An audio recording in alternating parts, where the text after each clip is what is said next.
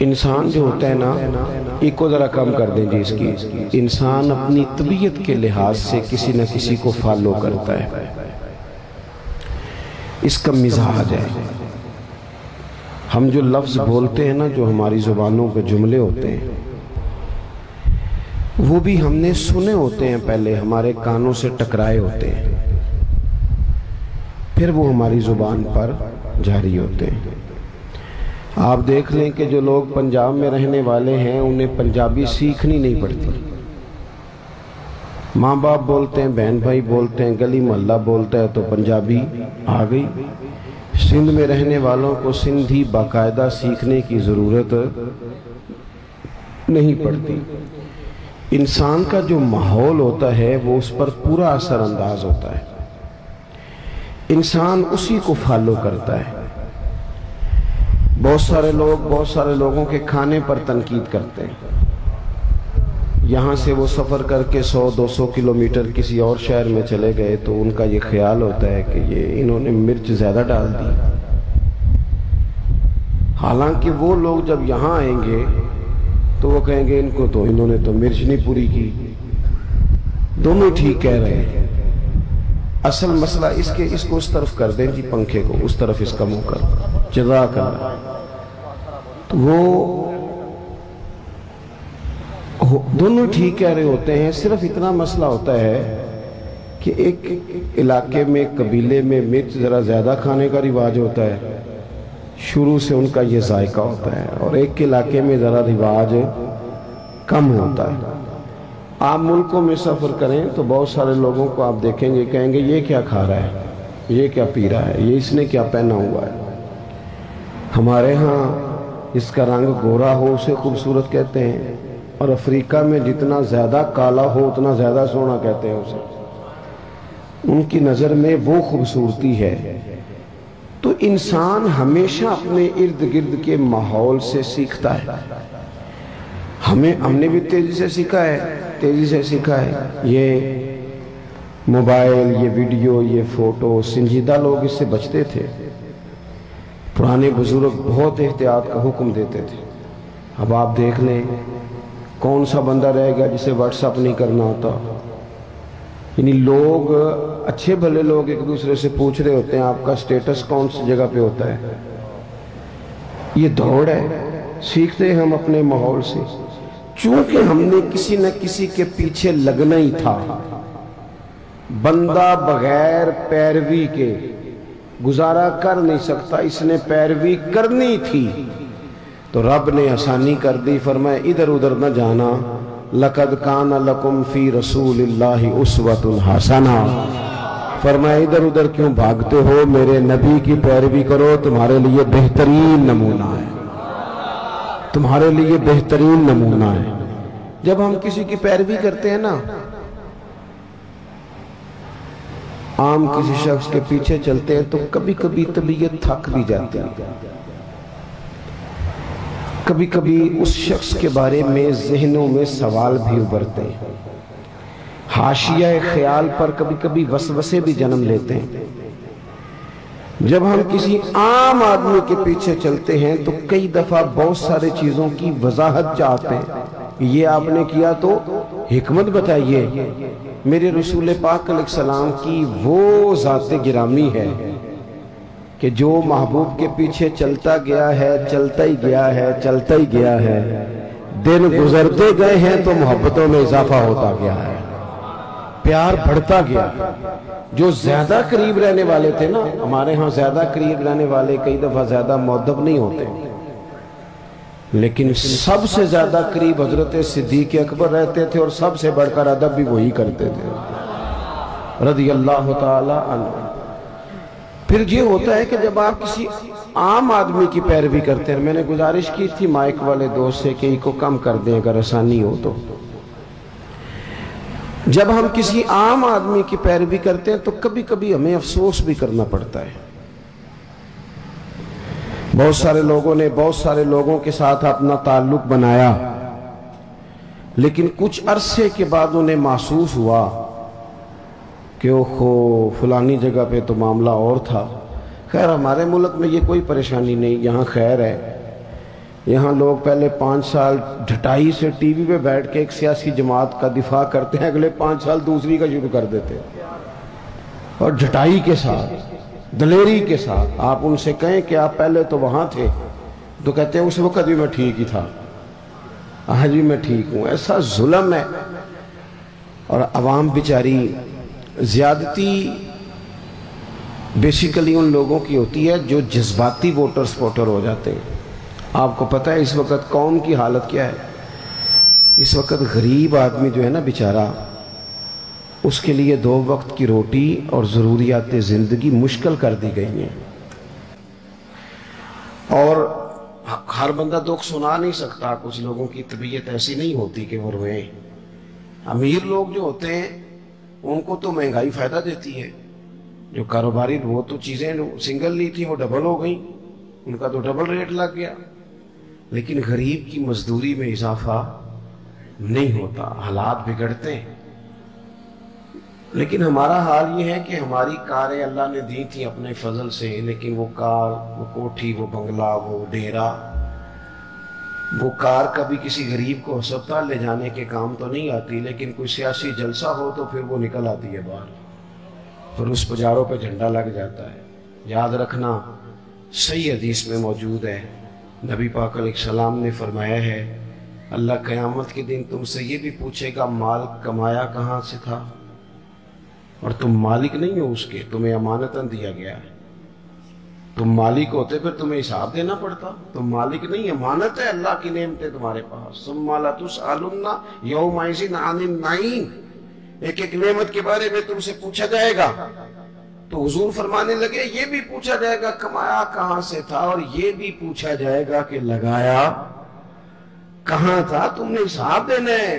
یہ جو میں نے فلانے چودھری کے سپورٹر بن کے فلاں کر کے دفتر بنا کے مال لگایا، تو اللہ نے پوچھنا ہے کہ غریب تو ترستے رہے، ایک ایک سرکاری بیڈ پہ 3 لوگ لیٹے رہے، یہاں تو رات کو مائیں اپنے بچوں کو کہانیاں سناتی رہیں کہ بیٹا 6 کو مہینے مشکل ہے تمہارے باپ کے۔ یہاں تو بڑی عید والے دن بھی اس کو گوشت ملا جو اپنی عزت کی پرواہ نہ کی اور شاپر لے کے مانگنے چلا گیا، اور اسے چودھری صاحب نے کہا لائن بنا لو، لائن۔ تو بتا رب نے جب تجھے دیا تھا لائن میں لگا کے دیا تھا؟ لائن میں لگ کے تو نے لیا آج تو۔ اور پھر ایسی زیادتی ظلم کی بات ہے، تو دے کے بھی لے گیا تھا 4 بوٹیاں پھر آ گئے۔ تو کہہ رہا ہے جو خدا، جسے خدا نے اپنے فضل سے دیا ہے، خدا نے ان کو عطا کر دی خواجگی کہ جنہیں خبر نہیں تھی کہ ربش بندہ پروری کیا ہے۔ اور حضرت وارث شاہ نے کہا تھا وارث شاہ مان کری نہ وارثاں دا، رب بے وارثہ کر کے مار دئی، ڈر اس کی بے نیازی سے، اور بے پروائی بے ایک سجن دی جتھے کسے بھی پیش نہ جاوے، انہیں تاجاں والے در در رولے تے منگتے ہیں تخت بٹھاوے، اوہ سجنہ کسے نکارا مل دئی، کوئی کعبے و خالی آوے۔ تو یہ اگر اللہ کبھی عطا کرے تو پھر اس پر اتنا زیادہ تکبر، اللہ تعالیٰ معافی کی توفیق عطا کرے۔ تو بات جو عرض کرنے جا رہا تھا وہ یہ ہے کہ ہمارے ہاں کچھ لوگوں کے پیچھے چلتے ہیں، پھر انہیں اندازہ ہوتا ہے کہ اوہو یہ جس کو میں سیاسی لیڈر مانتا رہی ہے تو بندہ ٹھیک نہیں تھا۔ لیکن کائنات میں ایک ہستی، صرف ایک ہستی ہے میرے رسول پاک کی، غیر مشروط اطاعت کرو اور مبالغے کے ساتھ چاہو، اور جس اینگل سے ٹٹولنا چاہو ٹٹول لو، تیری صورت تیری سیرت زمانے سے نرالی ہے، اور تیری ہر ایک ادا پیارے ادائے بے مثالی ہے۔ آپ کو لوٹنا نہیں پڑے گا، آپ جتنا حضور کو پڑھتے جائیں گے نا، جتنا ہمارا مسئلہ یہ ہے کہ ہم ہیں سارے جذباتی مزاج کے لوگ، جذباتی، یعنی وہ ہمارے ہاں رواج بن گیا، نقیب صاحب آتے ہیں نا جب وہ سٹیج پہ، تو وہ پھر بیچارہ 2 دفعہ بھاگ کے ادھر جاتا ہے، 3 دفعہ ادھر جاتا ہے، پھر وہ کہتا ہے تیار ہو جاؤ میں جملہ دینے لگا ہوں۔ تو جملہ دینے لگا کہ ایٹم بم چلانے لگا ہے؟ دے جو دینا تو نے جملہ، کیا تیرے جملے میں کیا چھپا ہوا ہے؟ سیدھی اللہ رسول کی بات کر۔ اور پھر جملہ دینے سے بہتر تھا تو ہمیں قرآن پاک کی کوئی آیت دیتا، تو حضور کا کوئی فرمان دیتا، یہ کیا بھاگ دوڑ مچائی ہوئی ہے بلا وجہ کی؟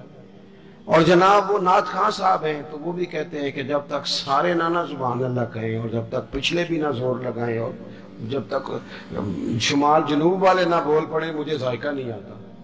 بھئی تو نے تو 40,000 لیا، یہ تو مفت آئے ہیں سارے، تو زور لگا جس نے مال لیا ہے، اللہ تعالیٰ سمجھ عطا کرے۔ تو ہمارے ہاں یہ ہے جذباتی چیزیں۔ کاش ہمارا مزاج ہوتا کہ ہم ہر آنے والے سے کہتے ایک باب حضور کی سیرت کا بیان کرو، کوئی ایک پہلو پر ہمیں بتاؤ پورے میلاد شریف کے مہینے میں کہ ہمارے محبوب کا طریقہ کیا ہے۔ ہماری طبیعت ہوتی کہ ہر جمعے میں اگر ہم شوق پیدا کر لیں نا جمعے میں وقت پہ جائیں، تو میری طرح کا نکمہ مولوی بھی ہو تو وہ تیاری کرنے لگ جائے گا، لیکن ہم جاتے ہی نہیں۔ ہم تو آخری 10 منٹ میں جائیں گے تو وہ بھی 10 منٹ کی تیاری کرے گا، پہلے دیواروں کو سنانا ہے اس نے۔ جب تک ہم حضور کی مکمل سیرت کو نہیں پڑھتے، سیرت عالیہ کا پورا مطالعہ نہیں کرتے، جئیں گے تو صحیح پر جینے میں مزہ نہیں آئے گا۔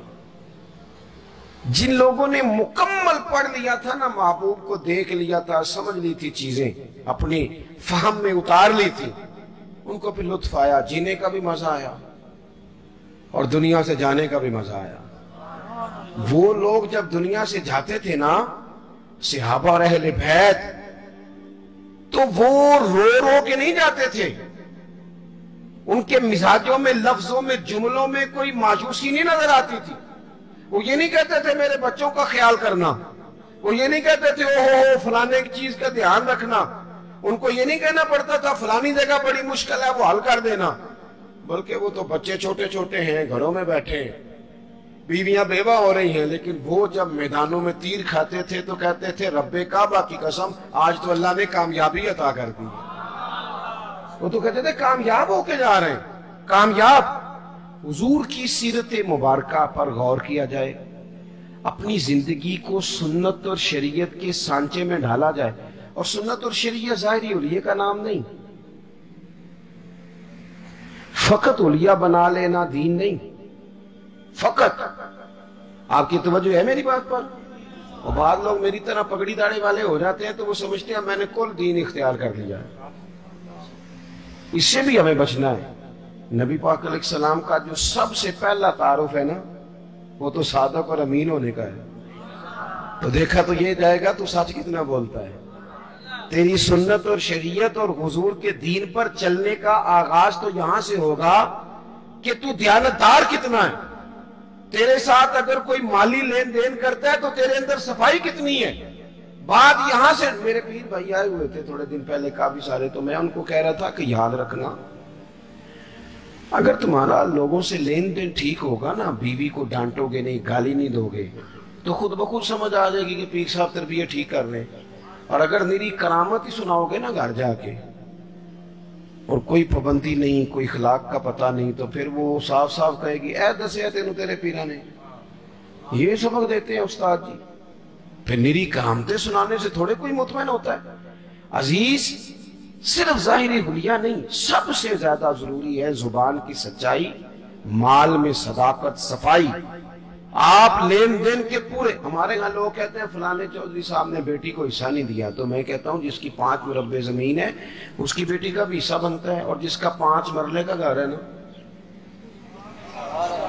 پوچھ لینا مفتی صاحب سے، حصہ تو اس کا بھی بنتا تھا، تو اس نے کیوں نہیں دیا؟ صرف یہ آپ نے بڑے آدمی پر ہی الزام دینا تھا، گفتگو ہی کرنی تھی۔ جب تک آپ اپنے معاملات میں پوری صفائی نہیں رکھتے، جب تک آپ دیانت کا مظاہرہ نہیں کرتے۔ آج کل ہماری دیانتداری اس طرح کی ہے، ہمارے ایک دوست بتانے لگے، ایک آدمی گزر رہا تھا تو اسے جوتے کا ایک پیر مل گیا، جوتا بڑا مہنگا تھا، نیا تھا، ڈبے سے کسی کا گرا تھا، ایک پیر ملا۔ اس نے ڈھونڈنا شروع کر دیا، کس کا ہے جوتا، کس کا ہے، کس کا ہے، کس کا ہے۔ وہ گلیوں میں آوازیں دیتا جا رہا ہے، اور کسی کا جوتا گر گیا ہے۔ تھوڑا سا آگے جا کے نا اسے دوسرا پیر بھی مل گیا، اور اس نے مالک ڈھونڈنا بند کر دیا۔ اس نے کہا ٹھیک ہے اب ضرورت نہیں۔ جب تک وہ ایک تھا نا، دیانتداری عجیب ہے نا، یعنی کسی کو کہے نا یہ مرغا بیمار تھا تو ذبح نہیں ہوا تو مر گیا ہے، تو وہ کھائے گا تو اسے الٹی آئے گی، کہے گا یہ حرام ہے، صحیح کہہ رہا ہوں؟ میری بات ٹھیک ہے؟ وہ مرغا جو 500 کا ہے وہ حرام موت مرا، ذبح نہیں ہوا تو وہ کسی کو کھلائیں تو الٹی آتی ہے، بھئی اس پہ الٹی آتی ہے تو 50,000 حرام کا ہو تو اس پہ الٹی کیوں نہیں آتی؟ 50 کروڑ حرام کا تو اس پہ الٹی کیوں نہیں آتی؟ یہ کیا بات ہوئی کہ اگر تھوڑی چیز ہے تو معاملہ اور ہے، بڑی ہو جائے تو؟ مجھ سے ایک دفعہ ایک صاحب نے پوچھا، انہوں نے کہا کہ عیسائی کے ساتھ روٹی کھانی جائز ہے؟ میں نے کہا یہ مسئلہ غریب عیسائیوں کے بارے میں پوچھتے ہو، اس کے ساتھ بھی ناجائز ہے، لیکن عیسائی اگر امریکہ کا صدر ہو تو اس کے ساتھ بھی ناجائز ہے۔ اگر آپ نے اس لیے کہ وہ مشرک ہے، ناپاک ہے، نجس ہے، اس سے آپ نے پرہیز کرنی ہے تو پھر اس وقت بھی مسئلے پوچھا کرو جب وزیر اعظم اس میں دعوت ہوتی ہے اور کئی مشیر مولوی بھی بیٹھے ہوتے ہیں بیچ میں، کئی منسٹر مولوی، اس وقت کبھی نہیں کسی نے مسئلہ پوچھا؟ کیا دین کا فتویٰ اس لیے ہے کہ غریب ہو تو فتویٰ اور ہے، امیر ہو تو مسئلہ اور ہے؟ تو اسوہ نور نبی پاک صلی اللہ علیہ وسلم کا یہ ہے، حضور کا اسوہ حسنہ یہ ہے کہ معاملات میں صفائی ہو، صداقت ہو، دیانت۔ آپ دیکھیں حضور کی سیرت کا حسن یہ ہے کہ ہجرت کی رات عرب کے لوگوں نے یہ طے کیا تھا کہ معاذ اللہ حضور کو شہید کرنا ہے، اور بڑے تیز تھے، عقل اللہ سب کو دیتا ہے، لیکن بعض لوگ اپنی عقل سے منفی کام لیتے ہیں اور بعض مثبت لے لیتے ہیں۔ انہوں نے حضور کے کاشانہ نور کا گھیرا کیا تو عقل اس طرح لڑائی، کہنے لگے کہ ہر قبیلے کا ایک بندہ لیں، اس کو تلوار دیں، ہر قبیلے کا۔ سارے قبیلے مل کے جب حملہ کریں گے تو معاذ اللہ اگر حضور کو شہید کرنے میں کامیاب ہو جاتے ہیں تو پھر کسی ایک قبیلے پر الزام نہیں آئے گا۔ میری بات کی سمجھ آ رہی ہے آپ کو؟ اور اگر بنو ہاشم بدلہ بھی لینا چاہیں گے تو پھر وہ ایک قبیلے سے ٹکر لیں گے، 2 سے لیں گے، سب سے کیسے لیں گے؟ اس طریقے کے ساتھ انہوں نے حضور کے کاشانہ نور کا گھر کا محاصرہ کیا۔ اب یہ جو محاصرہ کرنے والے تھے نا، یہ تو شہید کرنے آئے تھے۔ اللہ کرے آپ زیادہ توجہ کریں میری بات پر۔ ایک دعا میں نے کرنی ہے، آپ نے آمین کہنا ہے۔ اللہ کرے یہ موبائل کی کال ذرا مہنگی ہو جائے، ہر شے مہنگی ہے، یہ سستی کر دی ہے۔ مجھے بہت سارے دوست کہتے ہیں آپ سے رابطہ کرنا ہوتا ہے تو نمبر کیوں نہیں ملتا؟ میں نے کہا اس لیے نہیں ملتا کہ اب تو لوگوں نے موبائل پکڑی ہاتھ میں لیا ہے، تو ایک منٹ کے اندر جب آپ کو 20 فون سننے پڑیں گے تو اور تو کوئی کام ہی نہیں کر سکیں گے آپ، کیونکہ اب تو موبائل جیب میں جاتا ہی نہیں، جب پکڑی ہاتھ میں لیا ہے تو پھر وہ نمبر بھی فٹافٹ ہی مل جاتا ہے، گنجائش ہی کوئی نہیں۔ اس لیے تھوڑا سا اس کو دماغ پہ نہ سوار کریں، تھوڑا سا پیچھے کریں۔ کوئی چیزیں روحانی زندگی میں دخل اندازی دینے لگ جاتی ہیں۔ اگر یہ ذہن پہ سوار ہو گیا، یہ مزے سے نماز نہیں پڑھنے دے گا، یہ مزے سے تلاوت نہیں کرنے دے گا، یہ سوار رہے گا۔ فوراً میں نے دیکھا ہے سلام پھیر کے بندے جیب سے نکال لیتے ہیں، تو اس میں مشکل ہو جائے گی۔ بہرحال بات ختم کرنی ہے، 1-2 منٹ میں سمیٹنے لگا ہوں، آپ توجہ فرمائیں۔ سب لوگوں نے محاصرہ کیا ہوا ہے۔ خاص قابل غور نقطہ ہے کہ سب محاصرے میں حضور کو شہید کرنا چاہتے ہیں۔ نبی پاک کیا فرما رہے ہیں؟ حضور فرما رہے ہیں علی یہ امانتیں لے لو، لوگوں کی امانتیں، صبح واپس کر کے نا امانتیں تو مدینے آ جانا۔ یہ جن امانتوں کا نبی پاک بندوبست کر رہے تھے نا، محققین نے لکھا ہے ان میں سے ڈھیر ساری امانتیں ان لوگوں کی بھی تھیں جو باہر تلوار لے کے کھڑے تھے، ان کی بھی امانتیں حضور کے گھر میں۔ مجھے بتاؤ کسی بندے کوئی لوگ عمرے پہ جانے لگے تو لوگ کہتے ہیں پہلے میرے پیسے دے، کرائے کا مکان والا بندہ جانے لگے تو لوگ کہتے ہیں پائیا پہلا پیسے دے، تیرے سے پیسے لینے ہیں، تو کیسے جائے گا محلہ چھوڑ کے؟ تو جس شخص کو معاذ اللہ آپ قتل کرنے پہنچ گئے ہیں، جس شخصیت کو شہید کرنے کا ارادہ کر لیا، پیسے گھر میں پڑے، معنی کیا ہے؟ کہ ان کو بھی پتا تھا کہ یہ شہید کر بھی دیے گئے، اگر کسی وجہ سے ہم کامیاب بھی ہو گئے تو ہمارا پیسہ ضائع نہیں ہوگا۔ اور حضور کو بھی دیکھیں آپ، یہ حضور نے ہمیں سوچے دیے ہیں، اسوہ حسنہ۔ میں نے کہا صرف ظاہری حلیے کا نام نہیں، سوچے دیے ہیں حضور نے ہمیں کہ نبی پاک صلی اللہ علیہ وسلم دیکھیں نا کتنا آسان ہے یہ ہمارے یہاں لفظ کہنا کہ مشکل آ گئی تھی لوگوں نے رہنے نہیں دیا چلے گئے، لیکن کریم نے اس ایمرجنسی کے عالم میں بھی جب پورا مکہ تلواریں لے کے سڑکوں پہ آ گیا ہے، وہاں بھی اگر حضور نے فکر کی ہے تو لوگوں کی امانتوں کی فکر کی ہے۔ اور قربان جائیں مولا علی سے بھی جب کسی نے پوچھا کبھی مزے سے بھی سوئے، کہا ہجرت کی رات ہی مزے سے سویا تھا۔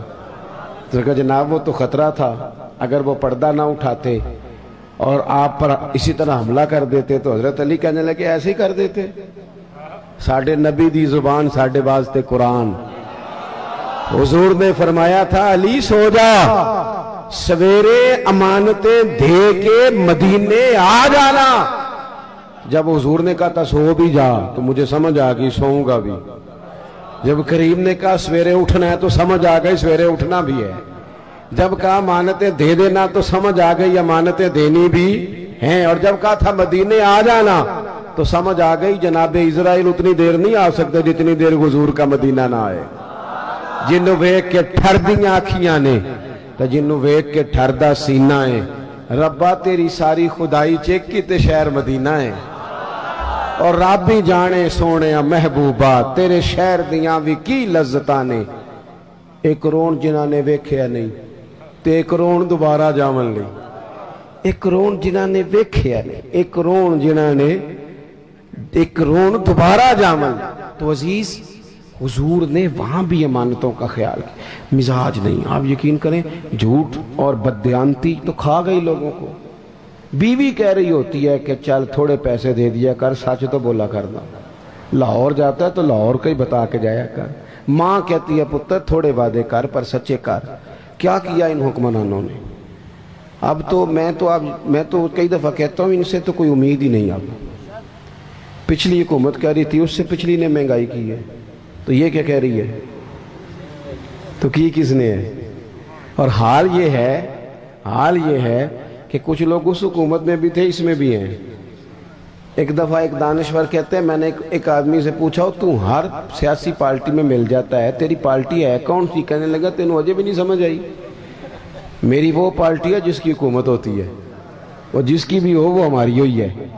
آپ لوگوں کو سمجھنا ہے، مجھے سمجھنا ہے، نمبر پلیٹیں بدلنے سے انقلاب نہیں آتا، انجن بدلنے سے آتا ہے۔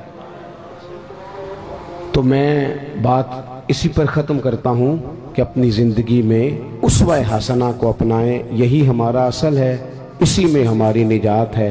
اللہ تبارک و تعالی ہمیں اس کی توفیق عطا فرمائے۔